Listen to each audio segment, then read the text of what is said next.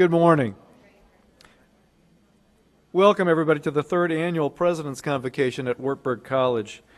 We initiated the first President's Convocation in 2011 to examine a comprehensive issue while highlighting Wartburg's efforts to address the issue through bringing awareness and education to folks here in the Cedar Valley. Past topics have included Midwest economic challenges and vitality, and the challenges facing an aging population in transition. This year's theme is the changing world of media business. All of us are affected by the dramatic changes in the digital world. In fact, some of you in the room are what we call digital natives, and the rest of us in the room are digital immigrants, which makes it a challenge for people like me to be digital. We're often in information overload, relying on print and broadcast media, social media, and all kinds of handheld devices to deliver our news, which reminds me I should probably turn mine off. The how and when and speed of delivery has changed our lives, and so what does this mean for media business? What's the role and function of news media today? How do we keep up with all the changes? At Wartburg, we prepare students to be lifelong learners in the liberal arts tradition, but offer many programs that help students gain and practice skills for their careers. Our communication arts program employs this multifaceted approach, which is distinctive among Midwest colleges and universities. Through classwork and award-winning student media groups, our students are exposed to the intricacies of today's media convergence. International partnerships with German broadcaster Deutsche Welle and Bonn-Rhein-Sieg University connect students with global media markets and global media experts. I want to thank our sponsors for today's event. The lead sponsor, Me&V, based in Cedar Falls, has served as a consultant to Wartburg's marketing efforts for many, many years. And Mark Mathis, I know, is here. Brian Ernest, you might be here as well. Would you guys stand? And any of the Me&V staff who are with us, will you all stand so we can at least acknowledge you? Maybe they're still there's, okay. Last time I saw Mark, he was drinking coffee, and I thought maybe he'd still be out in the lobby. I thought, the Greater Cedar Valley Alliance and Chamber is today's supporting sponsor, and our president, Steve Dust, is here. Steve, would you stand, and any other members of the Greater Cedar Valley Alliance staff? Okay, good. Thank you. And then a special thanks today to Liz Mathis. She's one of my bosses. She's a regent here at Wartburg College, serving on our board, and she has a very busy schedule. She has at least 2 full-time jobs, and I appreciate her taking time out of her busy schedule to interview Bill Bolster for us today. She's uniquely suited for this role. She's a longtime broadcast journalist. She worked for Bill as an anchor reporter at KWWL-TV, and she served on Wartburg's communication arts faculty. Liz also helped us put together the panel of media experts for this afternoon's panel discussion, which happens after lunchtime. We're pleased to welcome Bill Bolster back to Iowa and to the Waterloo area, his hometown. Bill got his start in broadcasting at a Dubuque radio station and then worked from 1977 to 1983 as vice president and general manager of KWWL-TV. It was there that he formed friendships with names that are eternally linked with Wartburg and with Wartburg's success: Buckmaster, Sly, Price, and Mathis. He retired as chairman and CEO of CNBC in 2003. Under his leadership, CNBC became a global leader, I'd say the global leader, in business news and information, achieving significant ratings as well as substantial increases in revenues and profits. You can read more about him in today's program, so I'm going to get out of the way so we can get on to the business of the day. Please join me in welcoming veteran news executive Bill Bolster and our own Liz Mathis.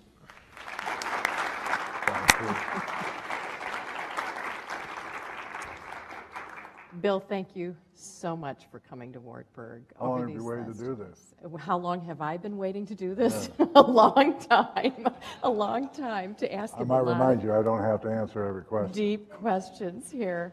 But first, something that not a lot of people do, but I would like to do this, is thank you for my career. You got me started in broadcasting, and you got Mark started, and now Mark has a business, and so thank you very much. You're very welcome. You've launched a lot of careers, and let's start with, just so everybody gets an idea of what your DNA is, really what your core is. You graduated from Loras, and you wanted to be on the air, didn't you? Yeah, I wanted to be a sportscaster. So tell us what happened there. What happened? Well, I don't know if you can see this device, but this was the end of my career because when I started and wanted to be a sportscaster, they would give hand cues when this was 30 seconds, this was a minute, whatnot, and they had a floor director out there, and that, I could read teleprompter and do the video, although I must tell you, I wasn't very good. If my dad had known part of the place, I clearly wouldn't have been on television.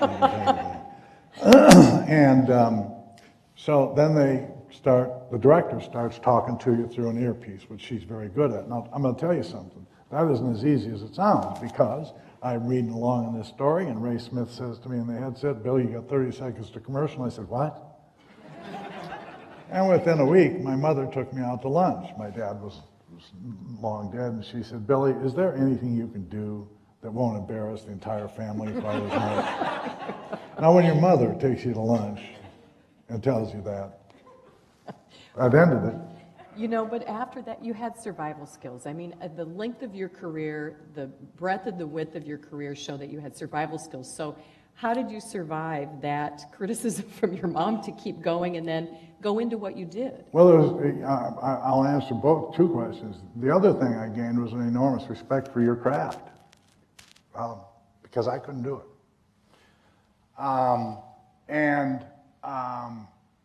I knew all the business people in Waterloo, so I got into sales, and away I went. And that's fundamentally how it started. It was, and when I started there, the top 100 shows in prime time, WMT had 99, and KWAL had 1, and KCRG had none. Yeah. That's how big they were. And then it grew. And that's how big they were, and how Dean Martin was our only show. And I mean, we were talking to ourselves in the newscast. But just as easy to call everybody and told them what was going on. Well, I know you have had mentors and influencers in the latter part of your career. Tell me about some of those mentors and influencers for the benefit of our students. Who helped you shape who you are today in those early years? Well, in the craft of major market television, somebody that I haven't talked about actually, the guy's name was Jim Lina, and he's the guy that hired me into multimedia to go into St. Louis, which was an interesting station because it was owned by Pulitzer. The Pulitzer Prize people literally owned this television station, and they sold it because the Newspaper Television Act broke up the top 20 markets, and St. Louis was in the top 20 markets at the time. And Jim Lina was a content guy. He was he liked show business. He clearly wasn't in show business, but he added he was a Waterbury on steroids. Waterbury is very creative. I mean, people don't know that, but Jim is and you can tell when he's being creative because his mouth takes on this distinct look, and you just don't want to mess with Jim when he's doing that because it's going to be good when it comes out the other end. But Jim Lina was a producer and a director, and got into business. I was a business that wanted to be a producer and a director because that was show business, so it was a fine marriage. And that was probably the guy that took me to the next level as far as presentation is concerned. The substance, Grant Price and all those people I hung around with, the substance was we were just dealing with style now. Early TV was kind of like the Wild Wild West, and then as we got into a more refined definition of what the audience is, you created the Iowa Television Network. So tell us how that creation at that period of time was so successful. What were the successes? Well, the issue there was that Waterloo was always a stepchild in eastern Iowa. Dubuque was a state of their own. I mean, they could have cared less what happened in the state of Iowa. I was over in Dubuque. They looked at themselves as Dubuquers, not Iowans, period. End of conversation. I mean, if Illinois wanted to bid for them, they'd probably taken the bid. I don't know. But so Dubuque was out of it, and frankly, wasn't really covered by the television signals from Cedar Rapids, Waterloo very well anyway until the towers got up. Now there's Cedar Rapids, and there was this arrogance. There was this Collins kind of highbrow, you guys, Wrath, John Deere, factory workers, kind of dismissed us out of hand. So here we are, and KCRG is they're just, as far as I could tell, all they were doing is passing through ABC signal and really counting on the newspaper. And the Ladke family was a great newspaper family.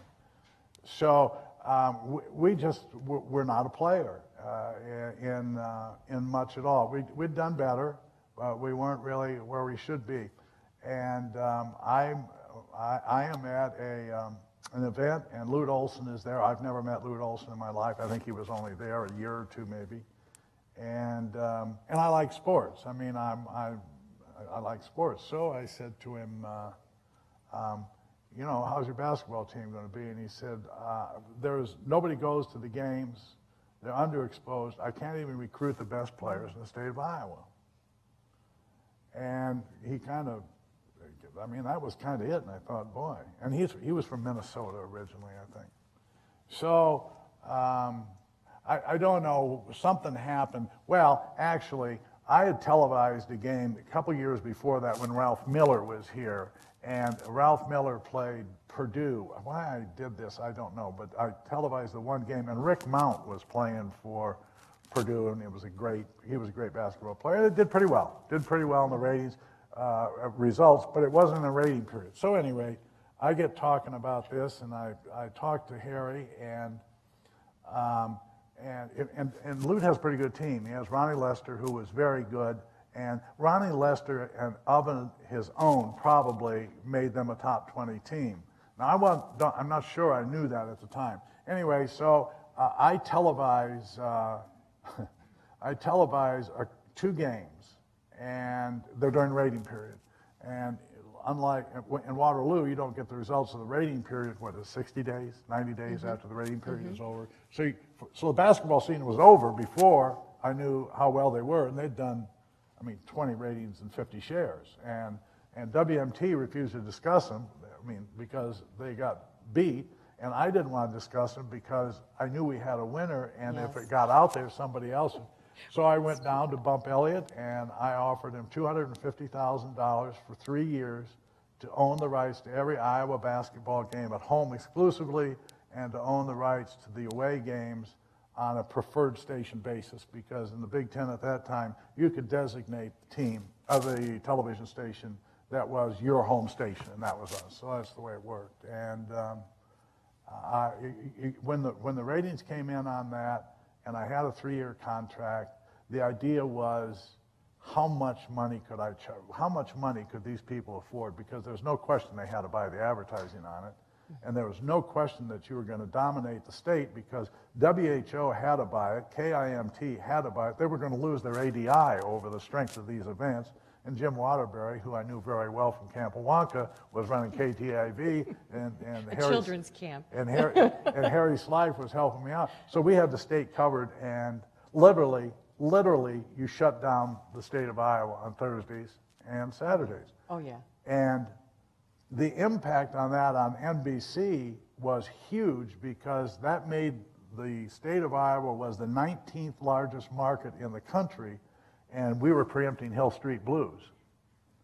And Hill Street Blues was the biggest show on the NBC signal, and all of a sudden, Billy Bolster became important because I was screwing up NBC's audience flow. Yes, we got the calls into the newsroom. Yeah, so it worked well. But they were less frequent when the Hawks were winning.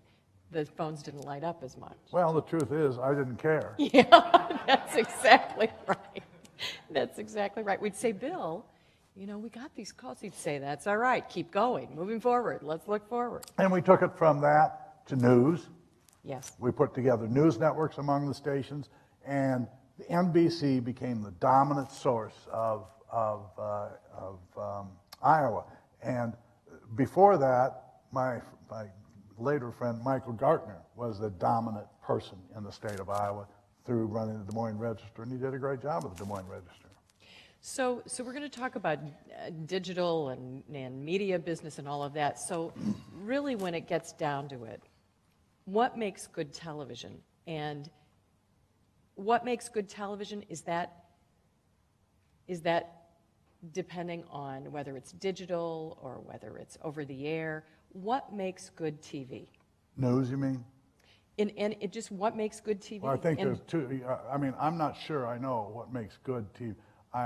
I am sure of the conundrum that television is in right now, television being the over-the-air broadcast system is right now.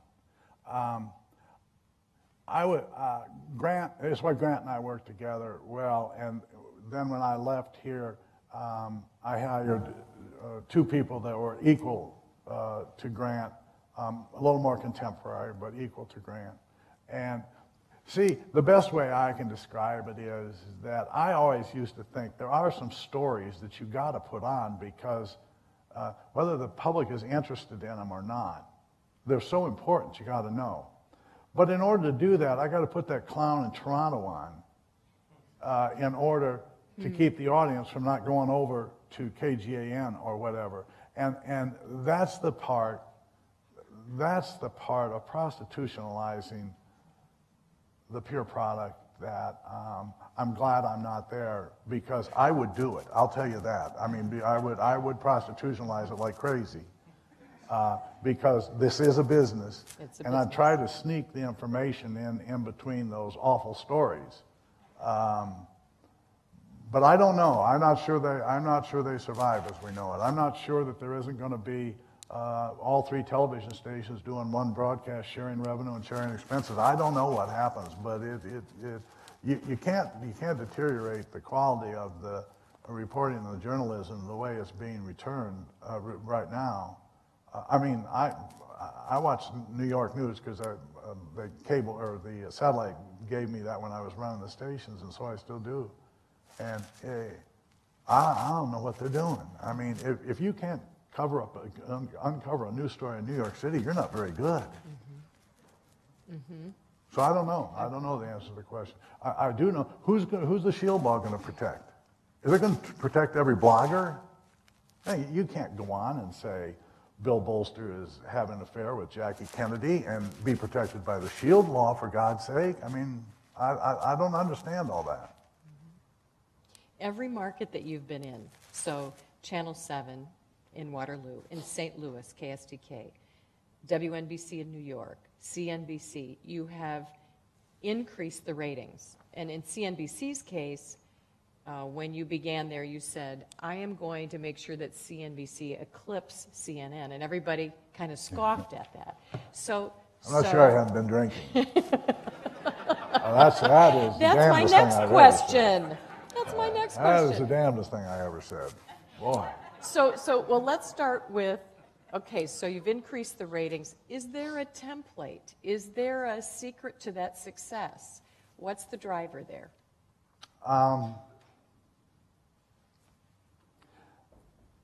It feels worse to lose than it does good to win.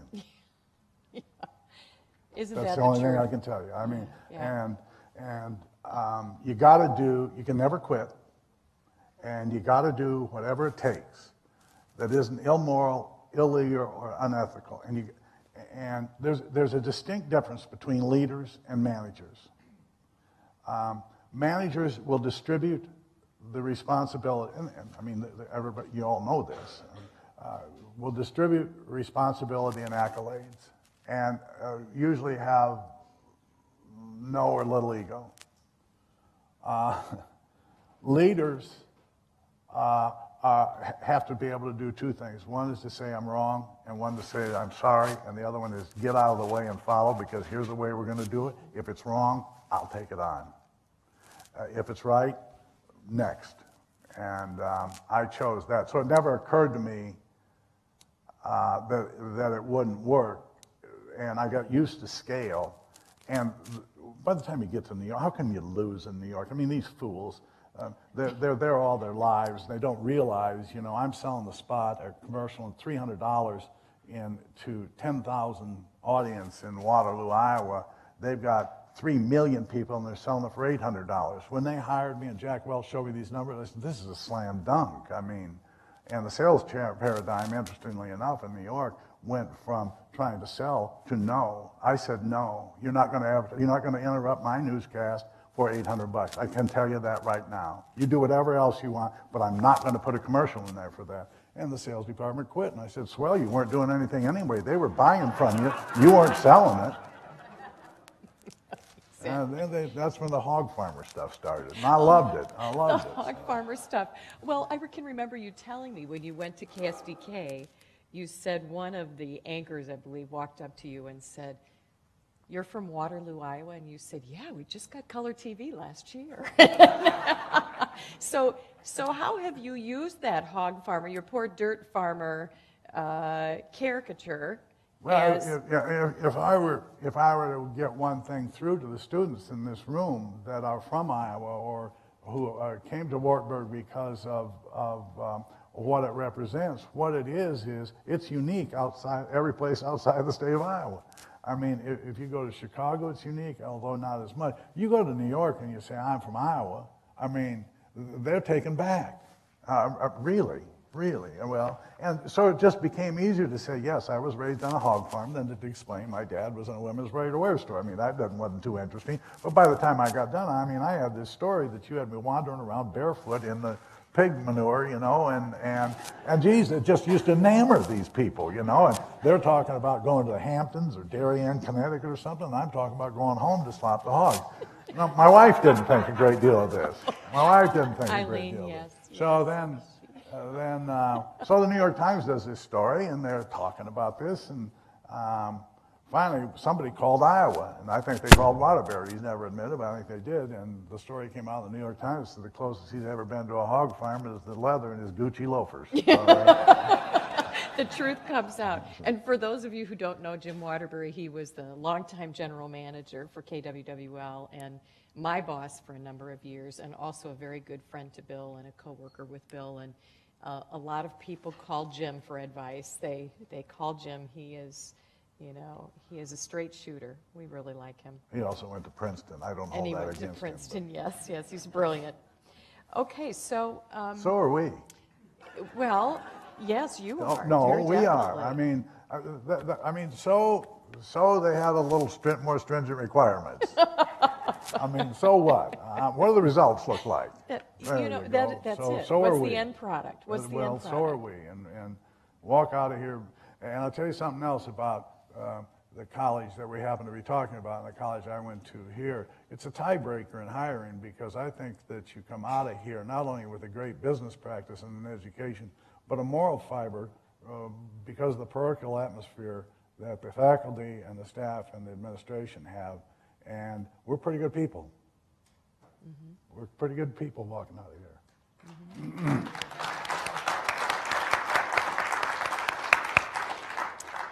All right, digital. Will local broadcasting, local TV stations survive in a digital world? And how do you see them surviving? And in what I think way? it'll have to be legislated, but yes, I think it will. I don't know how. They're so important to the fundamental underpinning of communities, especially in markets probably 50 on down. I mean, it's the only source of information. Liz, it's one of the, somebody just asked me that. I don't know the answer to that. I don't know how it works.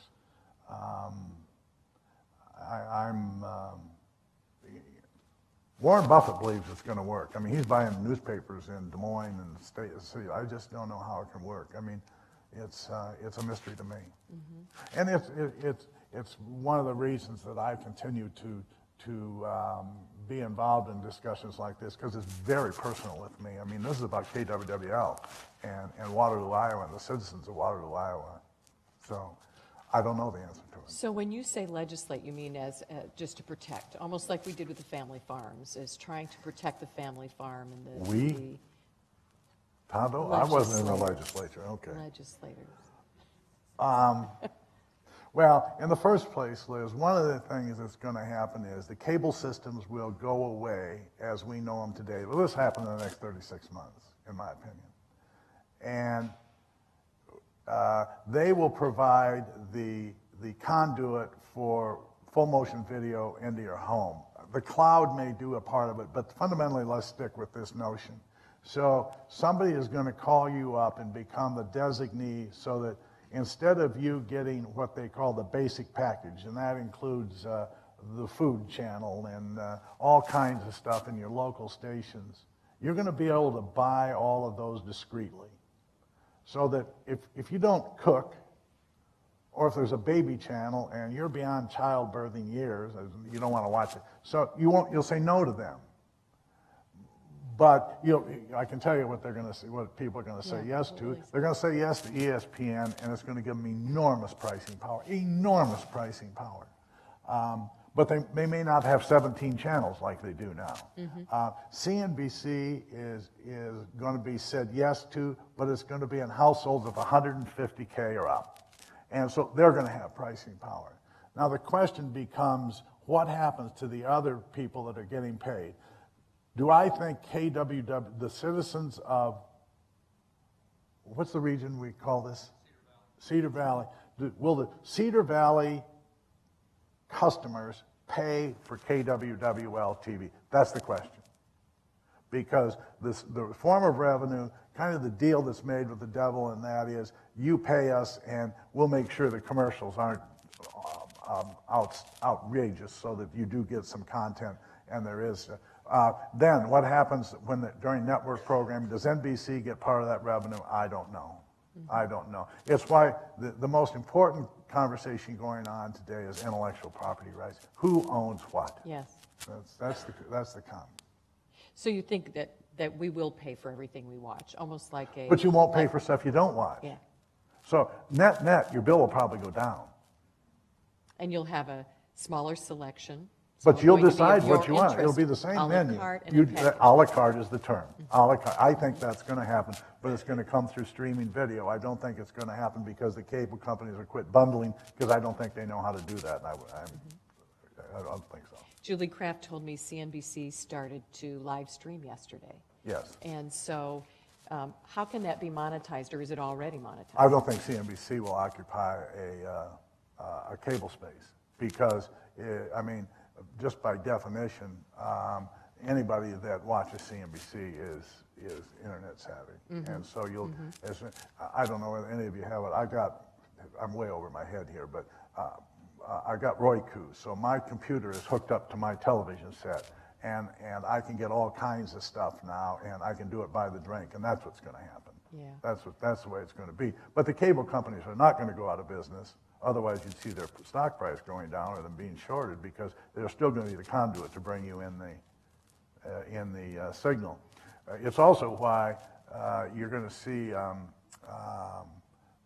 the television stations giving up their bandwidth, because the cell phone operators need that bandwidth in order to put real motion video out and scale. Yes. You're at the depth of my knowledge of the entire space.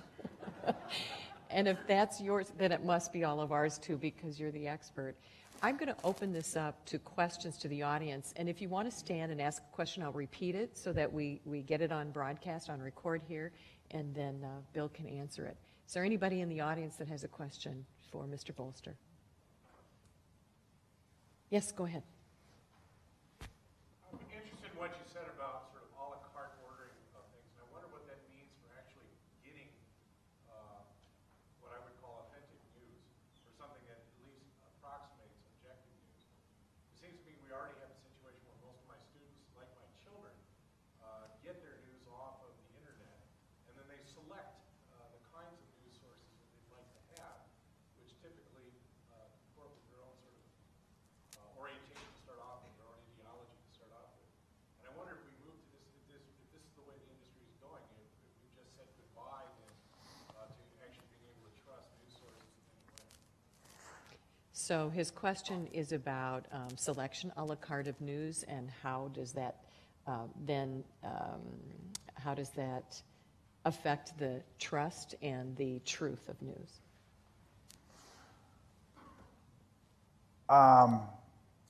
That's the $64,000 question. The point is, this is what I was addressing with the Northeast Corridor, or the Waterloo, Cedar Rapids ADI. Are there enough people willing? Upper demographic now. You're going to, the bottom demographic is not necessarily interested, because what you're saying is, hey, Bill, are we going to have to put up with the point of view from Fox or MSNBC deciding which side you're on in our local newscast too? And that's why I pointed out the local newscast Toronto thing, probably.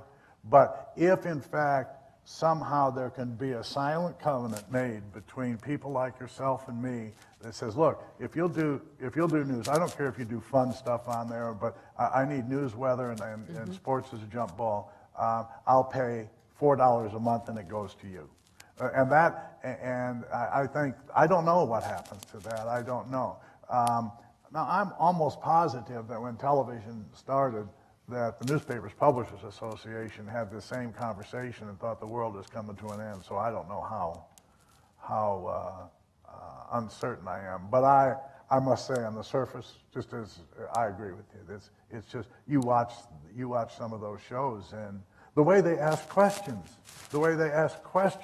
poses that the answer is either going to come the way they want it, or you're not going to get a second opportunity because they're going to throw you off the air. It's just terrible. It's just terrible. Where was Grant Price when they needed him? Well, right? I can tell you where he'd be having a... Yeah, he wouldn't be happy. Say, one of the state things you and I haven't talked about that I think the students should think about too is Europe and Asia. I mean, I took CNBC around the world because Welch wanted, and the countries wanted CNBC because they're becoming a global market. Yes. So the hog farmer goes into China. It was a funny experience. Now here's these nice Chinese people, and I know less about them than they know about me, but they only have one thing they know for sure, and that is that they're going to censure and delay everything that comes in to China from television. The Tiananmen Square taught them all they needed to know about real-time television. So Tiananmen Square was an episode where I don't remember what was going on, but there's some young man stands in front of a Chinese tank, and the tank drives right up and hits him. I think it hit. Did it go over him? Mm-hmm. No, I believe it. He stood and he held it. Didn't I suppose he, this was 1975. He held the tank. And I mean, it took the world forever to get over this soldier driving a tank over this poor kid.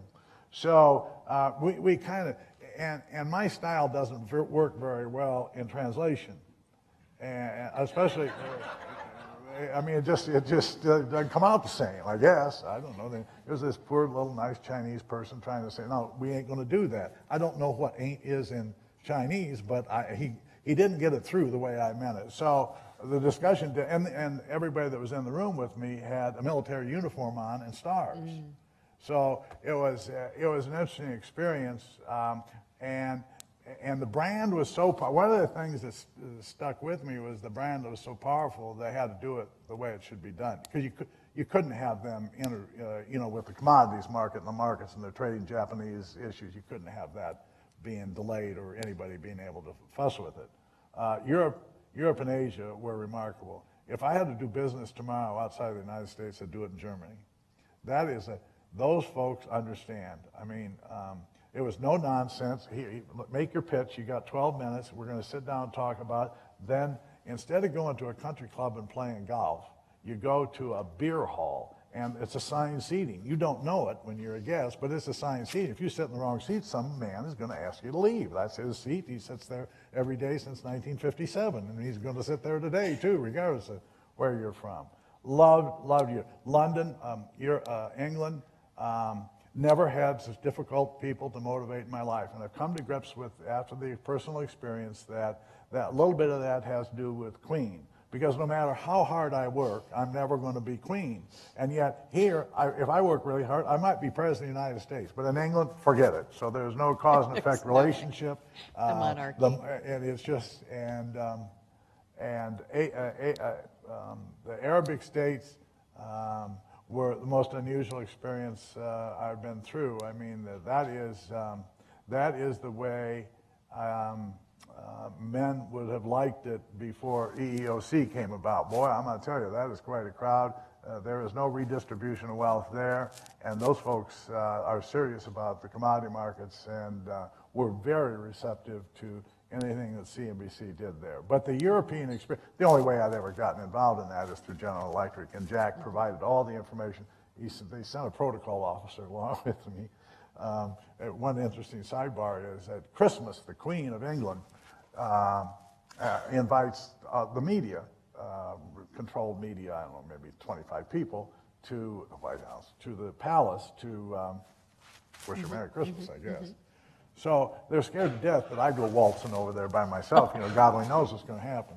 So, The dirt farmer So they goes send over. this protocol officer with me, and so we're getting very close to the front of the line. There's probably 20 of us to see her and whatnot. And I must say, I'm kind of in awe. I don't know why, but I am.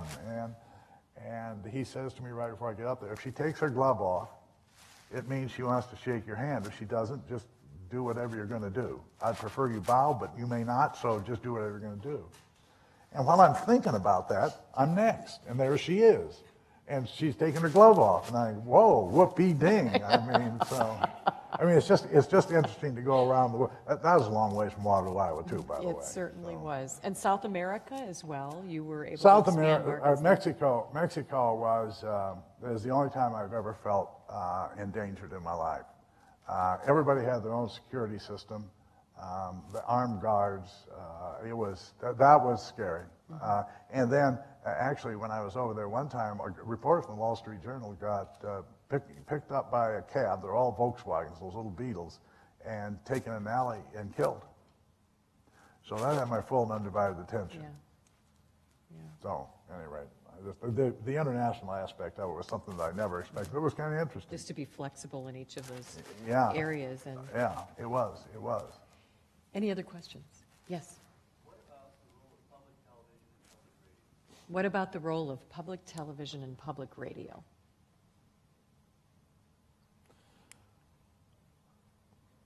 I think that it's important. I worry about the administration, the policy in those situations, but I just think that there should be a lot of different voices in every community, but I don't think all of them ought to have an agenda, and that's the question that we addressed here, is how are we going to keep somebody that has a point of view? You know, Grant used to do editorials, and it said right underneath it, editorials. Well, I mean, I've heard a lot worse stuff on over-the-air television now than what he said in as the context of news. I must say, I don't watch a lot of television news because, in the first place, I don't think they understand graphics. In the second place, they don't understand that you got to put something up there to tell me who it is that's talking. I mean, in fact, Eileen said, let's not watch. Because She knows it gets you and then going, who in their right? right mind does a daytime show and puts a nighttime city scene as the set? I mean, what are they thinking about? So every once in a while, I'll call up a television station and I'll say, what are you doing? Your house is like ours. We can't watch the news without, oh, what do they do? Well, da, da, da, da. You know too much about it. So, any other questions? Any other questions out here? Someone described you as being a genius and then having a large personality. So do you claim both of those things? No, one of them, I mean, I'm very aware of, and I like it. I mean, I like it. Which one? I got thrown out of St. Thomas, so you got documentation that I ain't no And genius. the students heard about that you got thrown out of St. Thomas. I had a .4 cumulative at the end of 2 years, but I understood hams. You understood Hams. Beer. There's a big beer up there beer, at that Ham's time, beer, yes. I mean, I found the perfect job. I mean, and you know, this is why I say about the parochial stuff. God's hand was on my shoulder because I have gotten thrown out of school, and my dad, I'm sure, put a wing on the dorm for all I know, but to get me into Dolores, because I can't imagine they wanted me. And then I get married. I mean, and that's the smartest thing I ever did, but I never should have done it. I mean, I didn't have a job. I wasn't doing well in school. And I know what it was. Is my most unfavorite thing in business is comfortable. I mean, I'll create crises. If you're at some point in business where everybody is just comfortable and kind of hugging, and you know, I don't like that. And so you create a crisis. Well, I was comfortable because my dad owned these ready-to-wear stores, and he was going to interview me for this job, and I figured I'd pass that one regardless of what my grades were. So what was the big rush? My dad died. Yeah. And it was over. And that was my crisis. Yes. And the next day, or within the next week, a guy sitting next to me in a speech class is a sales guy at KDTH. And he says to me, hey, you used to play football, and the color guy for Red Macaleese got killed. Would you consider doing color for football games? I said, okay. So the first game we go to is Iowa playing Purdue at Lafayette, Indiana. And it must be 10 degrees in Lafayette, Indiana. And they take me up to the press box, and they sit me down. And Red Macaleese goes talk to Tate Cummins and all that crowd. And they bring me food. And then it's warm, and everybody else is cold. We do the game. It's an interesting game. I'd have paid to go to it probably. Then they hand me a check. And on the way home, I thought, you know what? This is my career. This is it. This is it. And they're going to pay me to do this? It was, and that's exactly how it started. But and I think, and I always liked your side of the business because, I mean, everybody wanted to talk to you. Mm-hmm. Everybody wanted to talk to you. Mm-hmm. Should I tell them the story about how you got hired? Oh, sure. Go ahead. So I meet Mark. Those are my vulnerabilities. Well, it worked out, didn't it? Yes, it did. It worked out just great. This was last night, part of the discussion I was having about Harry's life and his sensitivity seminar. Remember now, this is EEOC just barely starting, mm-hmm. and so there were very few women. There were very few minorities on television, and I don't think there were any women on the anchor desk. None. Okay. So I'm watching Liz. She was a Cedar Rapids correspondent, and I'd met Mark because he was a friend of Sharm Sherman, who used to be a big basketball player in Iowa. And so I decided that we ought to have co-anchor because I think you need a woman's presence on that set. I think it makes good chemistry. And now I'm dealing with style here. The woman's a journalist. He hired her as a journalist, so I don't know what we're debating here outside of style. And he said, I'm not sure I like that. And I said, well, you got 24 hours to get sure, because if you don't, I'm going down there and hiring her, and that ain't going to look good for either one of us. And that's how it happened. He said, mm-hmm. He came to his senses the next day. I'm sure he went home and said, that man's a fool. But that's how she ended up there. But he listened to you, and you supported it. You supported it the whole way through. And I think that was the difference in the hiring, is that I think there were a lot of general managers under that same pressure. They might have made that hire, but not supported that decision. And so you did that, so I thank you. Yeah, it was very different in the newsroom at that time, being the only female. I told Bill that several years later, somebody came in and they were helping with, clothing, and the young woman said, well, all of your suits are brown and black and navy. And I said, yeah. She said, why are they brown, black, and navy? I said, well, it's camouflage gear, You're with the guys, and the guys wear brown, black, and navy, and so those are my colors too. And I said, Gloria Steinem hasn't given me the green light on pink yet. And she said, who's Gloria Steinem? I knew we were kind of working into a lost island there, as we were moving forward in news. Something else about you that kind of makes the point that this gentleman and I were talking about over here, and I just told Liz this the other day. It never occurred to me to ask Liz, because nothing ever prompted it, or anybody else that I think I ever worked with in television news, whether they were conservative or liberal. Never occurred to me. And until I looked you when I was looking for your phone number or something today, did I find out what political party you were. And that's the antithesis of what goes on right now. I'd probably interview her and say, who'd you vote for before we hire? But it never occurred to me.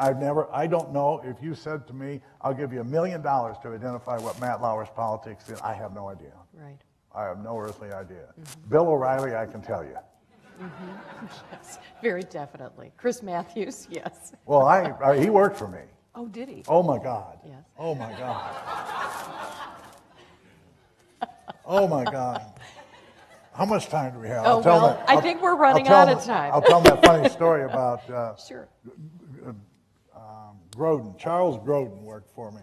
Oh. And he and Geraldo Rivera did back-to-back shows on CNBC prime time. This was a hangover from Roger Ailes, and because he wanted prime time to work, and I didn't see how prime time was possibly going to work. Anyway, so the OJ trial's going on, and this was the first agenda television ever. Both of them took the position that OJ was guilty, and God, they just had huge ratings, and Grodin, you know, had Bobby Short playing My Funny Valentine on a piano one night, and they were getting no ratings. And he said, well, what would you do to get ratings? I said, well, I'd just take Geraldo's point of view, and finally he did, and away they went. But anyway, there was a guy by the name of Dershowitz, was one of the Dream Team lawyers. Al Dershowitz, yeah. And he's a professor at Harvard. And so Dershowitz sued Grodin and I, as CEO, for $300 million. It isn't that that happened every day, but it was not out of the ordinary for me to get sued. Well, it was for Grodin. And this poor guy came up, so this guy has an Academy Award and should be an adult. But anyway, he comes up and he says, oh, Mr. Bolster, we got sued for $300 million, yada, yada, yada, yada, yada, and just was panic-stricken. And I said, why don't you go downstairs and you do your show, I'll take care of the lawsuits, and we're both going to be happy. We'll kill him, don't worry about it. So he goes down and does his show that night, and I come home, and my mother calls. Billy, I think it's time you come home. I said, well, is something the matter, Mom? Sure. She said, no, I think it's time you come home. I mean, does a man by the name of Charles Grodin work for you? And I said, well, yeah, why? Well, he's on television telling people how you eat nails for breakfast and you'll kill this Dershowitz guy, and they take him out, and on and on and on. And Billy, Claire, and Gene Parker next door just came over here to sit with me because of what's going to happen. And I said, well, what are you talking about, you know? And so anyway, that was kind of what my mother's take on what I did for a living was. And Grodin has never gotten over it. He still thinks it's one of the funniest things he's ever done.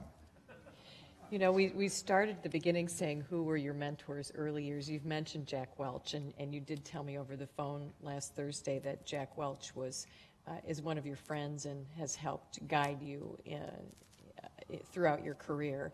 Are there some other people who have helped you later on in your career? Well, you know, the obvious is that somewhere between my dad and Harry, they launched it. And all Harry did was finish what my dad had put in place, but nobody ever fine-tuned it because I was too busy at the Cavalier drinking beer, I guess. That would be the bottom line. But Jack Welch was the most interesting thing I've ever been through because he loved people from the Midwest because he got his PhD in engineering from the University of Illinois and was exposed to it. He's from Boston originally, and he just picked up on what we are. I mean, he could tell me what I am as well as I just told you. The other interesting thing was that when you had that broad base of businesses, I mean, we did everything from make Thompson submachine guns to NBC, and he put together a culture of leaders, and he did call them leaders. He never called them a manager's conference, always a leaders' conference. He put together a culture of leaders, introduced Six Sigma, which gave you a common language for problem solving. So it didn't make any difference if I was dealing with jet engines or McNerney was dealing with a problem with NBC. We used exactly the same defining terms so that there was none of this colloquialism that would leave me out of the conversation, or at best not give me a best understanding of how to respond to the question, or perhaps be part of the solution. So it was without question. If I were going to say I wanted an MBA, I got it. It was a remarkable experience, and he used to write handwritten notes to me all the time. Attaboy, Bill, and something that happened on CNBC, and I mean, here's the guy that's running, and he literally would take time. I saved every one of them too. I saved every one of them, and he was a differentiator in my life. He loved Eileen. He thought Eileen was, he said to me one day, that is the greatest corporate wife I've ever seen. I wish he wouldn't have put it exactly that way. Eileen wouldn't have appreciated well, that. She didn't, but she got over it. She got over it. She got over it. But yeah, it was, he was a great character. He was Harry's life on steroids. And Harry, huge influence. Obviously, Bill is here. Last night we had a dinner to honor Harry and Polly's life, and so a lot of people in the room last night at the dinner that were supportive of what Harry and Polly did in our community in terms of their leadership and their volunteerism and their support of their social work program here at Wartburg. So we're very happy that you're here, for not only for Harry and Polly, but also to impart some of your wisdom on the television industry and leadership and how you love this area, the Cedar Valley area. So, Bill, thank you so much. Well, but I want the students to remember Yes. that I love it because it was a commercial success for me because it made me unique. Now, it happens that I really meant it, but if somebody would have dreamed it up, I'd have lied about it the way it worked out. So, because you're starting from market 370 is not a bad thing. It is building you into a mindset and an atmosphere that is appreciated at the highest levels, and you are unique. You'll be the only person HR interviews from Wartburg College next week, I can tell you that. And that's unique. They see a lot of Harvards, a lot of Princetons, a lot of Georgetowns. They don't see a lot of Wartburgs. They don't see a lot of Iowa. So don't think anything less. You're a great commodity, and be proud of it and wear it. There was a young man who was in Paul and Jay's class. His name's Scott Harvis. I remember calling you and saying, this kid's just got it. There's something about him. He's got it. What do I do? You gave me some ideas. I called somebody at ESPN, and he is still at ESPN. He's doing Game Day. He's a high-end producer for ESPN and doing very well. So thank you for the instruction on him, and he did very well. Also, Bill has talked with classes this morning, a couple of classes, and this afternoon we're going to have a panel that's really talking about the news business. So I withheld some of those questions. I really wanted to ask him about news, but this afternoon we're going to be digging into the news business and the potential for growth, and in some places where it's shrinking a little bit, and how we're still trying to gather some audiences in some of our print publications. So it should be a lively discussion this afternoon. And with that, can we give Bill Bolster a round of applause? Thanks.